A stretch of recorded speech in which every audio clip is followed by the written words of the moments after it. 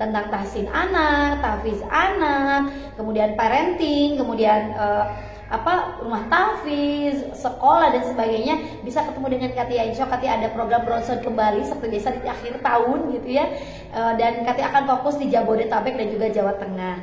Gimana Katia pengen daftarnya? Silahkan bisa komen atau ke IG Katia Fadila atau ke Quran School Kuningan, boleh ya. Itu programnya akan ketemu langsung dengan Katia. Boleh intern, boleh untuk orang-orang umum.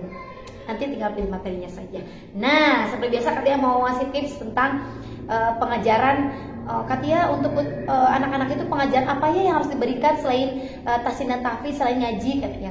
Katia cocoknya materi apa ya gitu. Apa sih yang pertama kali diajarkan ya? Dan gitu ya.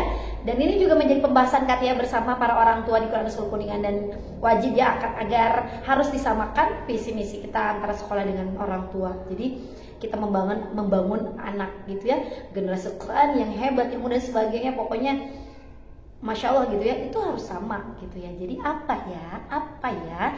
Nah, sebelum dimulai, bismillah dulu. Anak-anak usia dini, yang dimana usia dini itu dari 8 tahun ke bawah, itu pasti yang pertama gitu yang harus mereka kenali adalah mereka harus tahu Tuhannya, harus mengenal Tuhannya, harus mengenal Rasulnya, harus mengenal sesama muslimnya. Jadi yang perlu ditanamkan kepada mereka adalah adab dan akhlak. Jadi materinya adab dan akhlak dulu. Nah, nanti bisa dijabarkan adab dan akhlaknya. Ya, jadi adabnya bisa dijabarkan nih.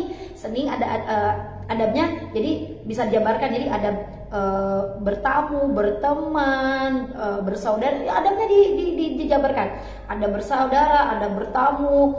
Jadi nanti setelah penjabaran itu ada lagi ada belajar. Nanti dari ada belajar dijabarkan lagi ke bawah dengan sesuai usianya. Semakin usia kecil harus semakin sederhana.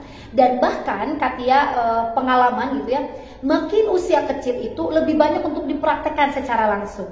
Contoh, tidak hanya dari lagu-lagu saja yang udah Katia contohkan gitu ya, yang tidak boleh dorong-dorongan. Nah, itu dicontohkan juga di kelas gitu ya.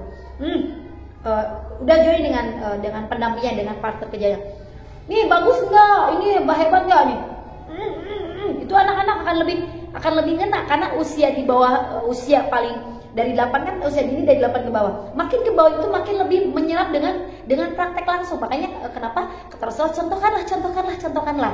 Jadi ketika dipraktekkan di sekolah, guru-guru banyak sangat mencontohkan itu. Mencontohkan semua adab dan akhlak, semua materi-materi yang sudah diajarkan. Jadi jangan aneh-aneh tuh ngajarinnya adab dan akhlak, gurunya belum benar. Nah, itu salah gitu ya. Jadi dijabarkan adab dan akhlaknya ya. Dan akhlak lebih dijabarkan tuh, berbagi dan sebagainya, dijabarkan lagi dari ini penjabarannya itu mungkin akan seperti di sekolah gitu, ada tema, subtema. Jadi penjabaran adab bertamu gitu ya. Nah, itu temanya bertamu. Di subtema kan tuh bertamu ke saudara, bertamu ke tetangga, dan ini dijabarkan lagi gitu.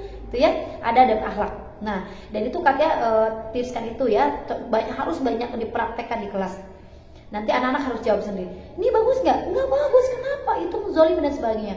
Ini bagus tidak, Mbak ya? Mencubit-cubit atau ngambil barang orang gitu ya, ambil makanan karena nggak ada tuannya, karena yang punya itu nggak boleh gitu ya. Itu penjabaran ya. Jadi materi-materi pertama yang perlu ditanamkan anak-anak adalah adab dan akhlak. Dan materi selanjutnya adalah motivasi Qur'ani.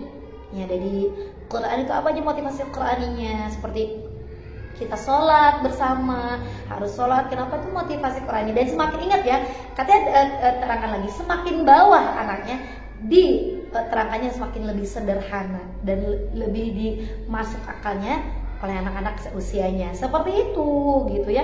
Jadi adab dan akhlak, motivasi Qur'ani, dan pengajaran di kelasnya harus berbeda, dimana semakin banyak dicontohkan, parodi dan sebagainya gitu ya. Atau dengan kegiatan-kegiatan permainan, anak-anak dikasih kertas, nih kalau butuhnya cemburu, Bagus yang mana? Yang mana? Yang ini boleh dengan wajah senyum, atau boleh yes atau no, atau boleh contrek atau silang atau kali, itu boleh gitu ya. Setelah pakai kertas juga boleh pakai gerakan atau gitu. Itu bisa gitu ya. Jadi diharapkannya selain materi-materi yang bagus, tetapi pengajaran harus bagus. Kenapa? Karena materi yang bagus, kalau pengajaran kita tidak bagus, makanya itu tidak akan menarik.